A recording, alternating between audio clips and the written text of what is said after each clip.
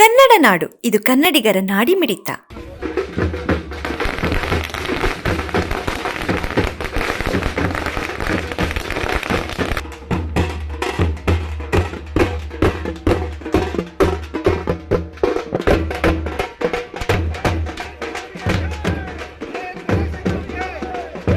ನಾವೆಲ್ಲರೂ ಸೇರಿ ಗಣೇಶಣ್ಣರಿಗೆ ಈ ಒಂದು ದಿನದಲ್ಲಿ ಸಚಿವ ಸ್ಥಾನ ಸಿಕ್ಕು ಅವರ ಅಭಿವೃದ್ಧಿಗೆ ಇನ್ನೂ ಹೆಚ್ಚಿನ ಆದ್ಯತೆ ಸಿಗಲಿ.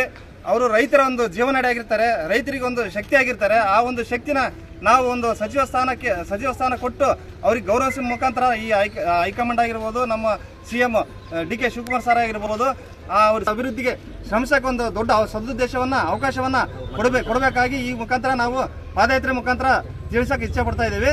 ಜೈ ಜವಾನ್ ಜೈ ಕಿಸಾನ್, ಜೈ ಗಣೇಶ್ ಅಣ್ಣನಿಗೆ. ಸಂಪೂರ್ಣವಾಗಿ ಇಡೀ ಕ್ಷೇತ್ರ, ಇಡೀ ಜಿಲ್ಲೆಯಂತೂ ಅವರಿಗೆ ಸಂಪೂರ್ಣ ಬೆಂಬಲ ಇದೆ ಅಂತೇಳಿ ಈ ಮುಖಾಂತರ ಕಾಂಗ್ರೆಸ್ ಹೈಕಮಾಂಡ್ಗೆ ಒತ್ತಾಯ ಮಾಡ್ತೇವೆ.